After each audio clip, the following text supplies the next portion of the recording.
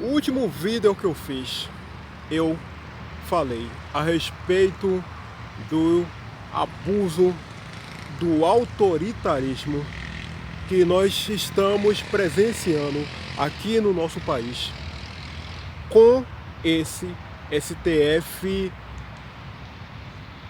que está simplesmente atropelando tudo.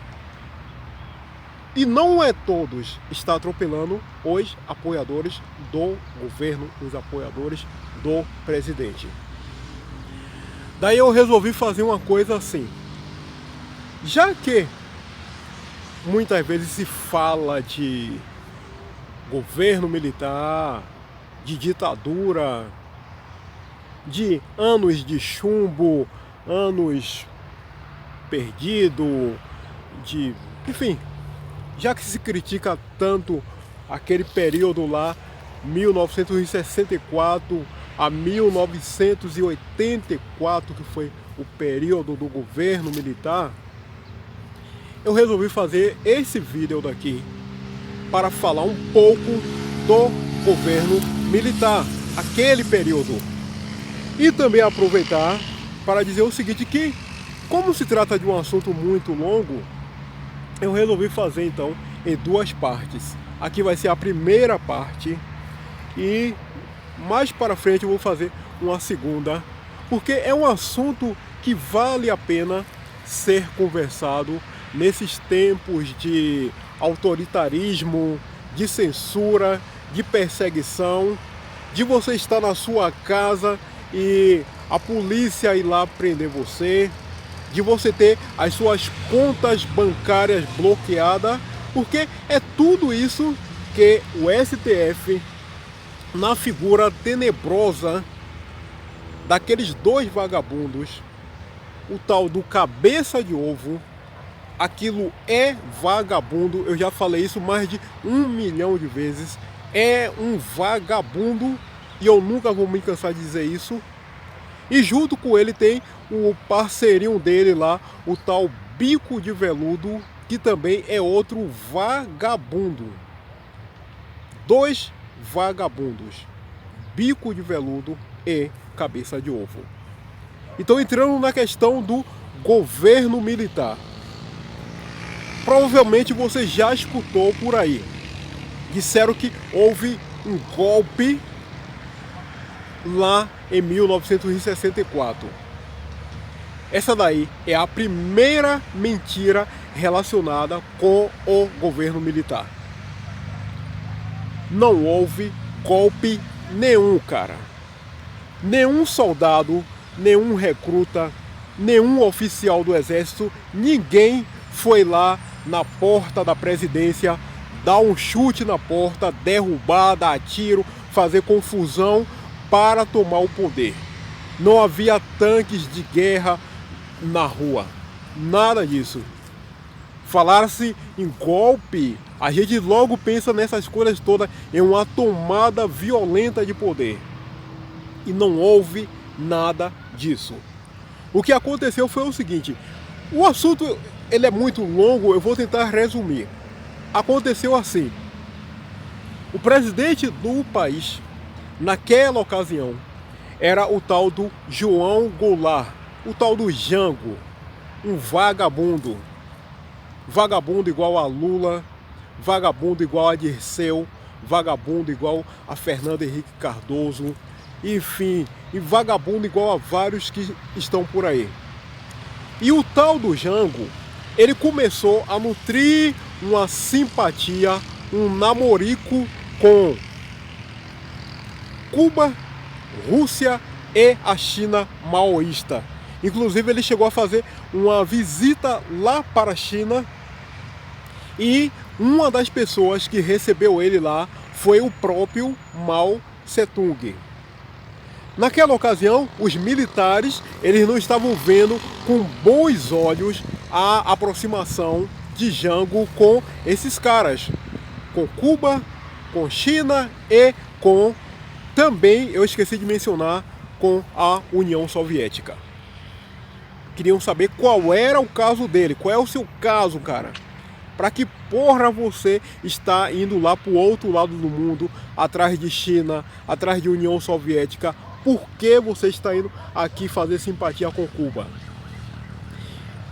E Jango, vagabundo, covarde do jeito que ele é, o que é que ele resolveu fazer? Ele fugiu. Ele foi lá, ele morava lá no Rio Grande do Sul, tinha fazenda por lá, ele se mandou para lá e se escondeu lá. E largou o cargo de presidente da República lá, vago. Passou-se alguns dias e o Congresso, ele declarou que o cargo de presidente da República estava vago. E para isso então foi convocada eleições indiretas, quer dizer, quem votou foram os congressistas e não o povo, para escolher um novo ocupante para a presidência do país. Algumas pessoas participaram naquela ocasião. O vencedor, aquele que foi escolhido pelo Congresso, pelos deputados, foi o Marechal Humberto Alencar Castelo Branco. Esse cuja imagem você está vendo aqui. Então não houve golpe nenhum, não houve nada. O que houve foi uma eleição indireta e essa eleição foi vencida, repito, pelo Marechal Humberto Alencar Castelo Branco. Eu duvido, amigo, tudo isso que eu estou contando aqui está devidamente registrado em documentos públicos lá na biblioteca do Congresso. É só consultar. Não tem história inventada aqui. Documentos públicos. É só ir lá em Brasília, na biblioteca do Congresso e consultar. Ok?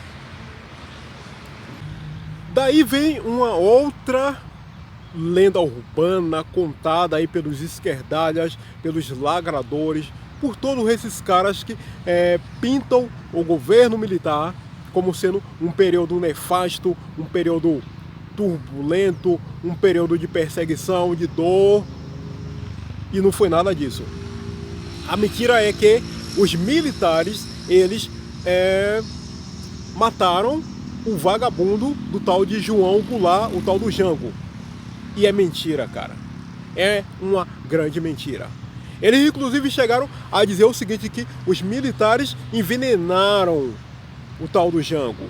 Envenenou lá a comida dele, o café, a água. Envenenaram. Só que, quando, por ocasião da morte dele, o governo não se opôs em que se fizesse uma autópsia no corpo dele. Porque, afinal de contas, se dizia que ele foi envenenado, uma autópsia iria revelar se havia indícios de envenenamento no corpo dele. A família dele não quis fazer, então, essa autópsia. 30 e tantos anos depois, após a morte dele, porque ele morreu em 1976. 30 e tantos anos depois é que foi feita uma exumação lá nos restos mortais dele e tal. E mesmo assim não se encontrou nenhum indício de envenenamento. E na verdade é assim. Se você fosse ler um pouco a biografia, a história de João Goulart, desse Jango. Jango, ele era um vagabundo, um inútil, um zero à esquerda. Seria tipo Lula. Os militares, eles não tinham interesse nenhum em tirar a vida daquele sujeito. Um zero à esquerda. Sabe aquele cara que você larga sozinho por aí e ele sozinho, ele se perde, ele sozinho dá conta dele mesmo? Era esse o caso dele. Então os militares não precisavam fazer isso. Assim, por exemplo, hoje em 2021, qualquer pessoa que apoia Jair Bolsonaro, e fosse querer fazer algo contra Lula, por exemplo, ia dar somente fôlego para um cara que politicamente já está morto. Lula é um morto político, cara. Aquilo, além de vagabundo, é um cadáver, politicamente falando. Lula, se ele for fazer um discurso, uma palestra, qualquer coisa aqui onde eu estou, aqui nessa praça, nesse local, se ele não oferecer tubaína, mortandela, R$10, uma série de benefícios, ninguém vem aqui, cara, olhar para ele. Nem cachorro não vem aqui olhar para a cara dele. Um morto. Alguém tentasse algo contra a vida daquele cara, só iria dar mais um fôlego para um cara que, repito, está morto. Então esse que era o caso de Jango. Os militares não precisariam fazer uma imbecilidade dessa. Então essa é outra lenda urbana relacionada com o período militar, a que os militares executaram João Goulart, envenenando ele. Isso nunca aconteceu. Só que, diferente do que acontece por aí nos países admirados, amados pelos esquerdalha, pelos lacradores, por toda essa raça, né? Por exemplo, lá Cuba, 60 anos de ditadura, cruel, perversa, assassina. Aqui no Brasil, o governo militar, conforme eu já expliquei, foi um governo que começou de maneira eleita lá pelo Congresso em 1964. 10 anos depois, esse mesmo governo militar estava trabalhando para devolver o poder, o poder político, a administração do país para os civis. 10 anos depois. E para que vocês tenham uma ideia, Cuba, em 60 anos de terror mesmo, ela teve apenas dois dirigentes, se é que nós podemos falar assim, que foi o vagabundo, o canalha lá, o tal do Fidel Castro, que só saiu do poder depois que entrou dentro do caixão, e o outro vagabundo foi Fidel Castro II, que é o irmão dele, que está lá até hoje enchendo o saco dos cubanos. Ao contrário disso aí, aqui no Brasil, nós tivemos 5 presidentes durante o governo militar. O primeiro que eu já falei, Humberto Alencar Castelo Branco. Depois dele veio Arthur Costa e Silva. Depois de Arthur Costa e Silva veio Emílio Garrastazu Médici. Depois de Médici veio o general Ernesto Geisel. E o quinto, o que entregou o poder para os civis, foi o general João Batista Figueiredo. 5 em 20 anos, o que daria uma média de 4 ocupantes, uma média assim, média de 4 ocupantes. Lá em Cuba, que os esquerdalhas tanto gostam, tanto admiram, 60 anos, 2 vagabundos e um só saiu depois, repito, que foi para o inferno. E essa tal ditadura que os lacradores, os vagabundos, os canalhas, os de sempre falam que foi o governo militar. Eu falei, 10 anos depois, eles já estavam planejando entregar o poder para os civis. 5 anos mais tarde, a partir de 1979, começou a anistia.